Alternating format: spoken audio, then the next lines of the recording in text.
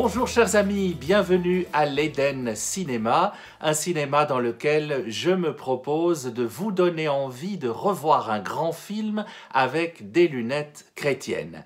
L'œuvre que j'ai choisie pour cette semaine est L'âge de raison, un film de Yann Samuel daté de 2010, le film, pas Yann Samuel bien sûr, avec Sophie Marceau, autre grande élue de mon cœur, même si je vous avais parlé la semaine dernière d'une autre comédienne. Sophie Marceau, ça reste pour moi celle qui me fait prendre un rhume de cœur à chaque fois que je vois l'un de ses films. Et L'âge de raison ne fait pas exception. Elle est très authentique et magnifique dans ce film. Elle n'était d'ailleurs pas pour au départ. Il y a eu 13 versions du scénario avant qu'elle n'accepte finalement, conquise par la dernière version, dit-elle, avant qu'elle n'accepte donc de tourner ce film qui parle de l'enfance et de l'âge le plus bête du monde, dit la petite fille du film, Marguerite.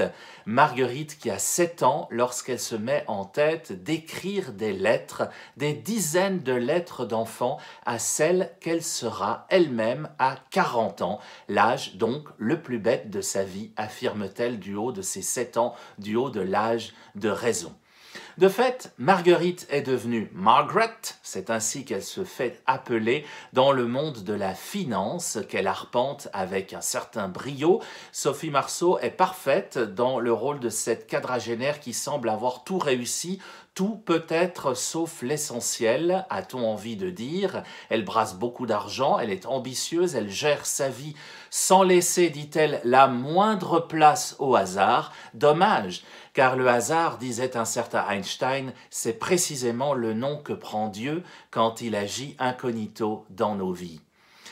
Je parle d'Einstein parce que Margaret Flore, c'est son nom, joli pléonasme d'ailleurs que ce nom de fleur et ce prénom de fleur. Margaret Flore passe son temps à s'imaginer dans la peau d'une autre femme célèbre. Elle a un tiroir dans lequel elle puise chaque jour ou à chaque moment important de sa journée la photo de celle qu'elle aimerait être dans ce moment précis. Cela va d'Ava Gardner à Coco Chanel en passant par Mère Teresa et d'autres plus improbables. Mais en essayant toujours d'être une autre, finalement, elle n'est jamais elle-même. C'est d'ailleurs l'un des thèmes de ce film. Deviens qui tu es, mais on en reparlera tout à l'heure. Un mot sur la petite fille qu'elle était, Marguerite donc. Marguerite qui à 7 ans sait très bien qui elle est. Elle est à un âge charnière. Elle qui est née d'ailleurs, on le découvre, le 21 septembre, c'est-à-dire à la charnière entre l'été et l'automne. Voilà une petite fille qui est déjà très adulte dans sa tête, à l'âge de raison, et qui sait qui elle veut être. Va-t-elle le devenir? C'est tout l'intérêt de ces lettres et des questions qu'elle va poser à celle qu'elle est devenue adulte. En commençant d'ailleurs par la traiter de menteuse. Le thème entre le mensonge et la vérité est très présent dans ce film, mais mensonge et vérité face à nous-mêmes. C'est tout l'enjeu de cette histoire. Est-ce que l'on se ment à soi-même ou est-ce qu'on est en vérité avec soi-même? D'autres questions émaillent les lettres d'enfants ou ce qu'on en découvre dans la réflexion de Margaret devenue adulte. Est-ce qu'on doit tout donner à son travail? Voilà une réflexion très actuelle en ce temps de confinement. Est-ce que la morale, l'éthique peuvent s'acheter?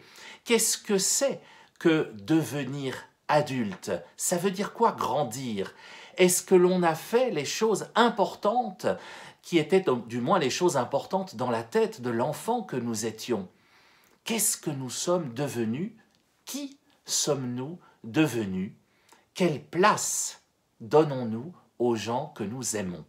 Ce sont toutes ces questions que se pose la petite Marguerite, mais laissons place quelques instants à la bande-annonce de 2010. Je vous retrouve tout de suite après. On baisse la lumière, bande-annonce.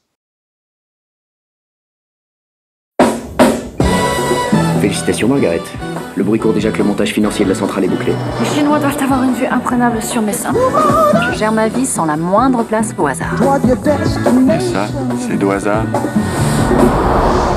Si vous avez 5 minutes, c'est juste une signature. Ici. Tu me reconnais? connais vraiment pas. Il doit y avoir une erreur parce que je m'appelle Margaret Floor. Et là, il y a écrit Marguerite. Une erreur. Bon. Eh bien, la voilà l'erreur. Cher moi-même, au moment où tu me lis, c'est ton anniversaire. Alors j'écris cette lettre pour t'aider à te souvenir des promesses que j'ai faites aujourd'hui, à l'âge de raison. Commençons par le plus important. Qu'est-ce que tu es devenue? Vétérinaire pour baleines? Princesse? C'est ringard. Chose importante dans la vie. Réussir les meilleurs avions en papier. Sauter dans les flaques. Remonter les escalators qui descendent. Embrasser un prince.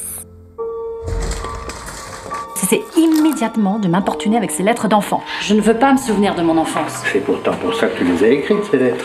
Raconte-moi ton enfance. Pourquoi? Parce que je veux savoir, est-ce que tout le monde change? Ça veut dire quoi, grandir? Grandir, c'est avancer. La chose la plus importante au monde, c'est de ne jamais oublier les gens qu'on aime. Avec Philibert, on s'est mariés. J'avais un ami d'enfance. Allô? Philippe. Là, tu t'égares. Cher moi-même, j'espère que tu n'as pas oublié notre rendez-vous. C'est toi qui veux changer, moi pas. Je suis complètement perdue. Brûle ces foutues lettres et oublie-les. C'est juste un béguin de gosse, quoi, merde! Reviens! J'ai lu cette phrase d'Oscar Wilde. Il est important d'avoir des rêves assez grands pour ne pas les perdre de vue lorsqu'on les poursuit.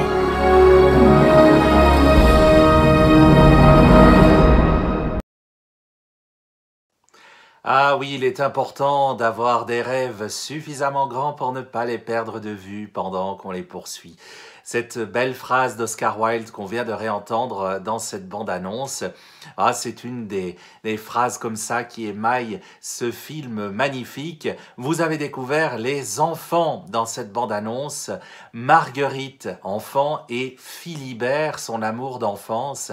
Alors un mot sur ces deux-là parce que ils sont touchants de sincérité. D'ailleurs, le réalisateur Yann Samuel disait « C'est très facile finalement de tourner avec des enfants. Vous mettez la caméra en marche, ils ne cessent pas d'être eux-mêmes. Ils sont toujours des enfants et ils continuent d'être authentiques. C'est facile de travailler avec eux. » Eh bien, ils s'appellent, dans la vraie vie, ça ne s'invente pas, Juliette et Roméo. Mais oui, Juliette et Roméo qui jouent Marguerite et Philibert. Un mot sur les deux prénoms d'ailleurs, parce que Marguerite, je veux pas faire insulte aux Marguerites que je connais et que j'aime du fond de mon cœur, mais la Marguerite, c'est finalement l'une des fleurs les plus simples.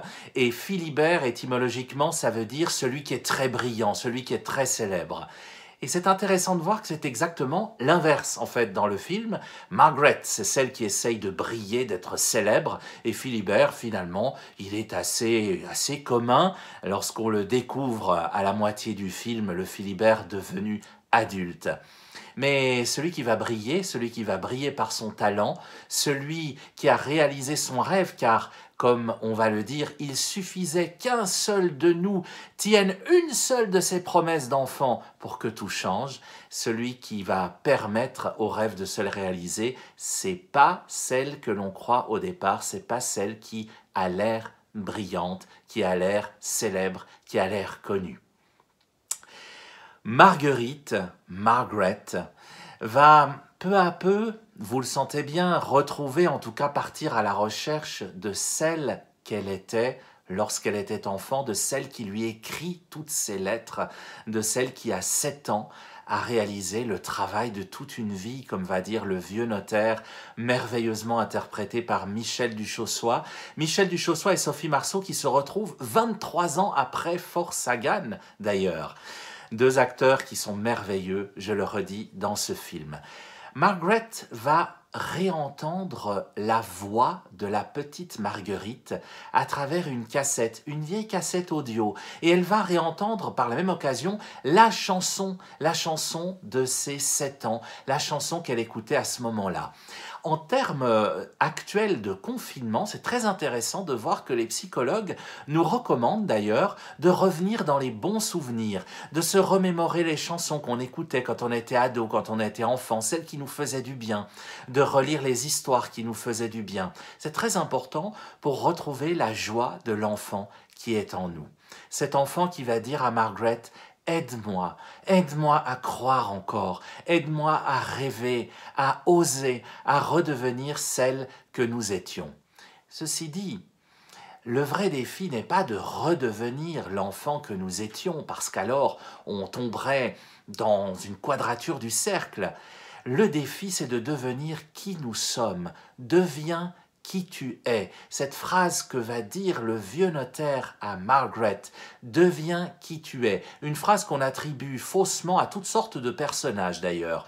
Le notaire l'attribue à Picasso. Si vous cherchez sur Internet, vous allez tomber sur Nietzsche, qui en réalité a dit « deviens ce que tu es », ce n'est pas pareil. « Deviens qui tu es », c'est une phrase en réalité qui remonte à Pindare, un poète du 5e siècle avant Jésus-Christ. Ça date, hein.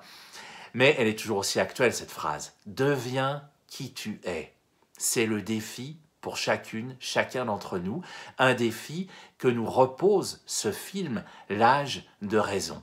Un film donc, je vous le disais, qui parle du mensonge et de la vérité face à nous-mêmes, un film aussi qui parle de l'importance de laisser l'enfant revenir à nous. Laissez l'enfant que nous étions revenir à nous dans le présent. Ça vous rappelle rien? Mais bien sûr, c'est aussi une phrase de Jésus, ça. Laissez les petits-enfants venir à moi, ne les empêchez pas, car le royaume des cieux est à ceux qui leur ressemblent. Eh bien, cette phrase, on la trouve dans 2 évangiles, l'évangile de Matthieu et l'évangile de Marc. Intéressant, le frère de Margaret s'appelle Matthieu. Et Matthieu, Marc, Matthieu, Margaret, c'est relativement proche. Je vous accorde que c'est un peu tiré par les cheveux. Mais on n'a pas fini les coïncidences, car dans ces 2 évangiles, c'est à chaque fois un verset 14. Matthieu 19, 14 et Marc 10, 14. 14, c'est 2 fois 7, c'est 2 fois l'âge de raison. Le petit frère Matthieu et la grande sœur Margaret ont tous les 2 atteint l'âge de raison.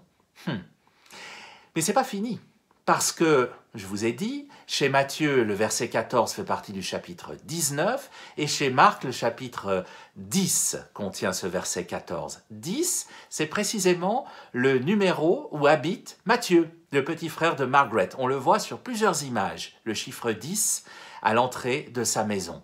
Et 19 alors, est-ce que 19 concerne Margaret? Eh bien oui, 19 concerne Margaret. D'abord, si vous faites Marguerite, Margaret, F, vous totalisez 19 lettres. Bon, là, c'est vraiment tiré par les cheveux. Mais si vous écoutez bien le notaire, vous découvrirez que c'est la somme, traduite en euros d'aujourd'hui, c'est la somme qu'elle a dépensée, 1,9 €. C'est la somme qu'elle a dépensée pour confier ses lettres à ce vieux notaire. Un travail de 33 ans. Tiens donc, ah bah oui, de 7 ans à 40 ans, il y a 33 ans. Un travail de 33 ans de conservation de ces lettres pour les lui remettre le jour où elle aurait atteint l'âge le plus bête de sa vie, 40 ans. 19 et 10, 14, voilà quelques codes amusants. Ce sont des hasards, ce sont des coïncidences, mais, je le redis, le hasard, c'est aussi le nom que prend Dieu quand il agit incognito dans nos vies. Il y a beaucoup de hasards intéressant dans ce film L'âge de raison que je vous invite à revoir. Vous pouvez le revoir de plein de manières ou bien l'avoir en DVD comme je l'ai ici ou le trouver sur diverses plateformes de téléchargement. Voyez-le en famille et si vous l'avez vu lorsque vous étiez enfant, lorsque vous étiez ado, eh bien revoyez-le quand vous êtes adulte. Ça vaut la peine. C'est un film qui a toujours quelque chose à nous dire. Voyez-le en couple aussi et si par hasard le cœur vous en dit, à votre prochaine dispute conjugale, achetez-vous un set d'assiettes. Quand vous aurez revu le film, vous comprendrez de quoi je parle. Chers amis, portez-vous bien. Rendez-vous la semaine prochaine, même endroit, même écran, même souris pour un nouveau film.